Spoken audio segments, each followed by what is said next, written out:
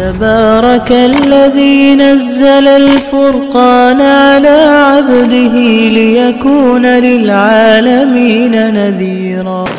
قال الله تبارك وتعالى: أعوذ بالله من الشيطان الرجيم. بسم الله الرحمن الرحيم. والفجر وليال عشر والشفع والوتر. صدق الله العلي العظيم. قال النبي صلى الله عليه وسلم: من وجد ساعة ولم يضحي فلا يقربن مصلانا، أو كما قال عليه الصلاة والسلام.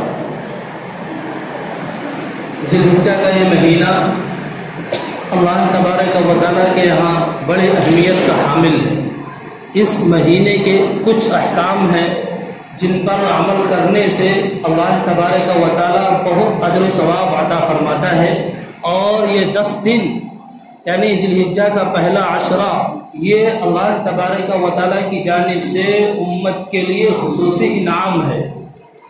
اس کی فضیلت اور اس کی اہمیت رسول اللہ صلی اللہ علیہ وسلم نے ارشاد فرمایا کہ اس دن روزہ رکھنا، ان 10 دنوں میں 10ویں ذی الحجہ کو چھوڑ کر پہلی تاریخ سے 9ویں تاریخ تک روزہ رکھنا 1 سال کے روزوں کے برابر ہے.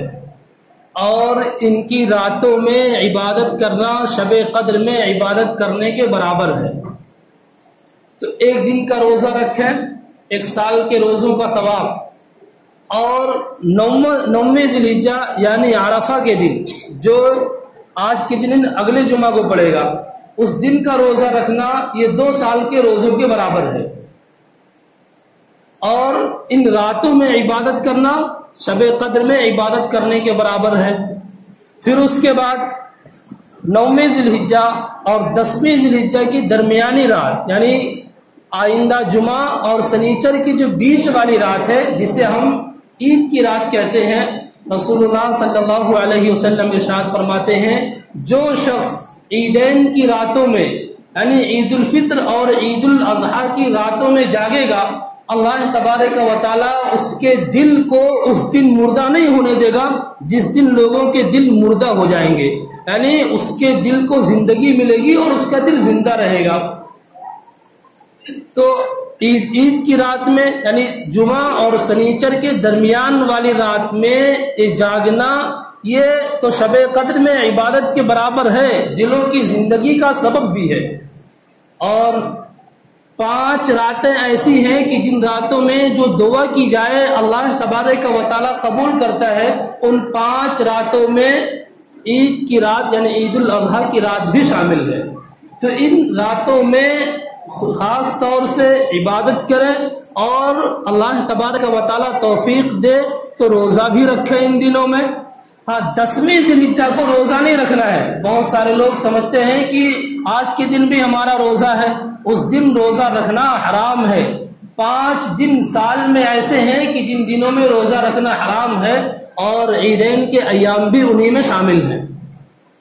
ایک حکم اور ہے اس مہینے کے لیے کہ 9ویں ذی الحجہ یعنی اس سال جمعہ کی فجر سے لے کر کے 13ویں ذی الحجہ کی عصر تک تکبیر تشریق اللہ اکبر لا الہ الا اللہ اللہ اکبر وللہ الحمد یہ ہر فرض نماز کے بعد قدر بلند آواز سے پڑھنا یہ واجب ہے.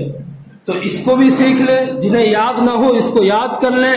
اور دن کو بھی یاد رکھیں کہ جمعہ سے لے کر کے یعنی 9ویں ذی الحجہ سے لے کر کے 13ویں ذی الحجہ کی عصر تک یعنی دوشنبہ سنیچر اتوار دوشنبہ منگل کی عصر تک یہ تکبیر پڑھنی ہے. اور رسول اللہ صلی اللہ علیہ وسلم نے فرمایا کہ ان دنوں میں تسبیح، تحمید، تحلیل اور اللہ تبارک و تعالیٰ کی عظمت کے گن گاؤ، سبحان اللہ، الحمدللہ، لا الہ الا اللہ، اللہ اکبر، اس کی کثرت رکھو، رسول اللہ صلی اللہ علیہ وسلم نے فرمایا. اور پھر 10ویں ذی الحجہ کو ایک عبادت کی ادائیگی ہوتی ہے.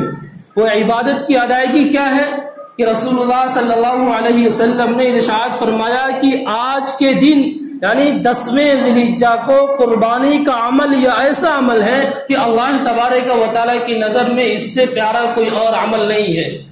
صرف ایک شخص ہے جس کا عمل پیارا ہے کہ وہ اپنے جان و مال کے ساتھ اللہ کے راستے میں نکلا اور وہ پھر زندہ واپس نہیں آیا. تو ان دنوں میں اللہ تبارک و تعالیٰ کی نظر میں قربانی سب سے زیادہ محبوب اور پسندیدہ عمل ہے. اور قربانی ہر صاحب نصاب پر، جو مالک نصاب ہو 52.5 تولہ چاندی، اس کی قیمت جو بھی ہو ان 3 دنوں میں یعنی 10ویں 11ویں 12ویں ذی الحجہ میں جو شخص ان 3 دنوں میں اس کا مالک ہو گیا اس پر قربانی کرنا واجب ہے. اور قربانی اگر نہیں کرتا ہے تو رسول اللہ صلی اللہ علیہ وسلم ارشاد فرماتے ہیں جو شخص وسعت پائے اور قربانی نہ کرے تو وہ ہرگز ہمارے عیدگاہ کے قریب نہ آئے، یعنی اس کو عیدگاہ میں آنے کی اجازت رسول اللہ صلی اللہ علیہ وسلم نہیں دے رہے ہیں. تو کتنی سخت وعید ہے. اور کسی کے ذہن میں یہ ہو کہ یہ قربانی ہے، قربانی کریں گے، اس سے بہتر یہ ہے کہ غریبوں کی اور مسکینوں کی ہم اس پیسے سے مدد کر دیں. نہیں، اگر آپ کی قربانی 1000 میں 10,000 میں ہو جاتی ہے اور آپ پر قربانی واجب ہے اور آپ نے قربانی نہیں کی اور آپ نے 10 نہیں 10 لاکھ بھی صدقہ کر دیا، پھر بھی وہ آپ کے ذمے سے واجب ساقط نہیں ہوگا، واجب باقی رہے گا. اور اگر 3 دنوں میں نہیں کر سکے تو بعد میں ایک متوسط بکرے کی قیمت یا متوسط بکرا صدقہ کرنا یہ واجب ہوگا. یعنی صدقہ اس کا بدل نہیں ہے. بہت ساری آوازیں اٹھ رہی ہیں کہ اس وقت ایسی حالت ہے کہ لوگوں کی مدد کر دی جائے اور قربانی کے بجائے ان کو دے دیا جائے. نہیں، اراقۃ الدم قربانی کا مقصد اور قربانی کی جو اہمیت ہے اور اس سے جو مسلمانوں کو سبق دینا ہے، صدقے سے وہ نہیں ہو سکتا ہے، صدقے سے وہ حاصل نہیں ہو سکتا ہے. بارہا میں نے بتایا ہے المؤمن القوی خیر واحب الی اللہ من المؤمن الضعیف. ایک طاقتور مومن کمزور مومن کے مقابلے میں اللہ کی نظر میں بھلائی والا اور زیادہ پیارا ہوتا ہے.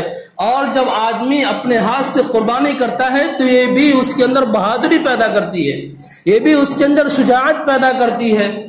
تو بہرحال اس کے جو بھی مقاصد ہیں وہ ایک طرف، اس کو ادا کرنا ہے، صدقے سے یہ ادا نہیں ہوگا. اور قربانی شروع سے لے کر کے آج تک چلی آ رہی ہے، ہر امت میں قربانی واجب رہی ہے. اس کی شکلیں مختلف رہی ہیں اور اس کی شکلیں حضرت آدم علیہ السلام کے زمانے سے لے کر کے آج تک وَلِكُلِّ أُمَّةٍ جَعَلْنَا مَنْسَكًا، ہم نے ہر امت کے لیے قربانی کو لازم قرار دیا ہے. پھر اس طریقے سے قربانی کریں، چونکہ شریعت میں جو فروع تھے وہ مختلف رہے ہیں تو اس کی صورتیں تو مختلف رہی ہیں لیکن قربانی کا وجوب رہا ہے. اور میں نے بتایا جو صاحب نصاب ہو 52.5 تولہ یعنی 612 گرام چاندی کا مالک ہو یا اس کی قیمت کا مالک ہو یا ضرورت سے زائد اس کے پاس سامان ہو جس سامان کی قیمت 612 گرام چاندی کی قیمت کے برابر ہو جائے اس پر بھی قربانی واجب ہے. ضرورت میں فقہا نے بڑی صراحت کے ساتھ ذکر فرمایا ہے کہ کپڑے، بہت سارے لوگ ہوتے ہیں پیسے تو نہ رہیں لیکن کپڑوں کے شوقین ہوتے ہیں، تو 3 جوڑی کپڑے کو تو ضرورت میں شامل کیا ہے، اس سے زیادہ کو ضرورت سے زائد شامل مانا ہے کہ اس سے زیادہ جو کپڑے ہیں وہ ضرورت سے زائد ہیں. اسی طریقے سے گھروں میں رکھے ہوئے برتن ہیں جن کے استعمال کے سال بھر کوئی موقع ہی نہیں ملتا، رکھے ہوئے ہیں، وہ ایک کو ہے پھر وہ دوسرے کے بدلے میں ہو جاتا ہے. تو اس طریقے سے ضرورت سے زائد جو سامان گھر میں پڑے ہیں. اسی طریقے سے بہت سارے لوگوں کو شوق ہوتا ہے کہ ٹی وی لگا لیتے ہیں، اسکرینیں لگی ہوتی ہیں، ٹیپ ریکارڈ وغیرہ رکھے ہوئے ہوتے ہیں، تو یہ سب اس کے لیے ضرورت سے زائد ہیں، ضرورت میں شامل نہیں ہے. تو ان سب کی قیمت کو بھی جوڑا جائے گا اور اس پر قربانی واجب ہوگی، قربانی اس کو کرنا ہوگا. زکوٰۃ کے نصاب میں اور قربانی کے نصاب میں تھوڑا سا فرق ہے، تو اس کے لیے مال کا بڑھنے والا ہونا ضروری ہے اور جبکہ قربانی کے لیے مال کا بڑھنے والا نہیں بلکہ صرف ضرورت سے زائد ہونا کافی ہے. ضرورت سے زائد ہوگا قربانی اس پر واجب ہوگی. تو اس مہینے کے یہ چند مخصوص اعمال ہیں. خاص طور سے پہلا عشرہ اس کے راتوں میں عبادت کرنا شب قدر کے برابر، دن میں روزہ رکھنا 1 سال کے روزوں کے برابر، عرفہ کے دن کا روزہ رکھنا 2 سال کے روزے کے برابر، عید کی رات میں جاگنا دلوں کی زندگی کا سبب ہے اور اس رات میں دعائیں قبول ہوتی ہیں۔ 9 ذی الحجہ سے لے کر کے 13 ذی الحجہ کی عصر تک تکبیر تشریق کہنا مردوں پر بھی واجب ہے، عورتوں پر بھی واجب ہے۔ مرد قدر بلند اور عورتیں آہستہ سے پڑھیں گی۔ اور پھر 10ویں ذی الحجہ سے لے کر کے 12ویں ذی الحجہ کے غروب آفتاب سے پہلے تک، یعنی 3 دن، ان 3 دنوں میں جو صاحب استطاعت ہو قربانی اس کے ذمے کرنا لازم اور ضروری ہے۔ اگر پہلے سے مالدار ہے تب بھی کوئی بات نہیں، اور ان 3 دنوں میں مالدار ہو گیا تب بھی، یعنی چاہے پہلے سے مالدار ہو یا ان 3 دنوں میں مالدار ہو جائے، اس کے لیے سال گزرنا بھی ضروری نہیں۔ حتیٰ کہ 12ویں ذی الحجہ کو، یعنی جو اس سال دوشنبہ کا دن ہے، دوشنبہ کے دن غروب آفتاب 6:45 پہ مثال کے طور پر ہو، اگر وہ 6:40 پر مالدار ہو جاتا ہے تب بھی اس پر قربانی واجب ہے۔ یعنی ان 3 دنوں میں کسی بھی وقت وہ مالدار ہو جائے اس پر قربانی واجب ہے۔ اسی طریقے سے ایک حکم اس مہینے میں قربانی کرنے والوں کے لیے ہے، لیکن وہ حکم استحبابی ہے، مستحب کا ہے، اور لوگوں نے اس میں بہت زیادہ شدت اختیار کر کے بالکل ایسا لگتا ہے جیسے وجوب کا درجہ ہو۔ وہ کیا؟ جو شخص قربانی کرنے کا ارادہ رکھتا ہو تو رسول اللہ صلی اللہ علیہ وسلم ارشاد فرماتے ہیں کہ وہ اپنے بال اور ناخن نہ کاٹے۔ یہ حکم مستحب ہے، یعنی کر لے گا تو ثواب ملے گا، نہیں کرے گا تو گناہ نہیں ملے گا اس کو۔ لیکن چاند دیکھنے سے پہلے لوگ اس طریقے سے اتنی شدت کے ساتھ عمل کرتے ہیں کہ اگر ناخن بڑا بھی ہو جائے اس عشرے میں تو اس کو نہیں کاٹتے، لیکن اگر ناخن بڑا ہو جائے، اس میں میل جم جاتی ہو، تو اب اس کے لیے یہ حکم نہیں ہے کہ ناخن نہ کاٹے، اس کے لیے حکم یہ ہے کہ وہ ناخن کاٹے۔ اسی طریقے سے کسی کے بال بڑے ہو گئے، یا جو گندگی کی جگہ ہے جنہیں صاف کیا جاتا ہے 40 دن میں، وہ بغل کے بال ہو، منہ زیر ناف ہو، یہ صاف کرنا یہ ضروری اور لازم ہے۔ 40 دن سے اگر زیادہ ہو جاتا ہے تو مکروہ عمل ہے۔ اگر کسی کے ایام اس میں پورے ہو گئے تو یہ سوچے ناخن اور بال تو نہیں کاٹنا ہے، ہم نہیں کاٹیں گے، نہیں، اس کے لیے حکم ہے کہ ان بالوں کو صاف کرے۔ اگر اس کی مونچھیں بڑی ہو گئی، چہرہ بدنما لگتا ہے، اب اس کے لیے حکم یہ ہے کہ وہ اپنے مونچھ کو کاٹے اور اپنے چہرے کو خوبصورت بنائے۔ ہاں، داڑھی وغیرہ ابھی 10 تاریخ کو جیسے ہی نماز پڑھ لیتے ہو قربانی ہو جاتی ہے، تو اب ایک مسئلہ بہت ہی شدت کے ساتھ پوچھا جاتا ہے کہ مفتی صاحب کیا آپ داڑھی کٹا سکتے ہیں؟ کیا داڑھی کٹانے کی کبھی گنجائش رہی ہے؟ کبھی گنجائش نہیں داڑھی کٹانے کی ہے۔ تو اب 10ویں ذی الحجہ کو قربانی کرنے کے بعد وہ ناخن کاٹتے ہیں اور بال کاٹتے ہیں۔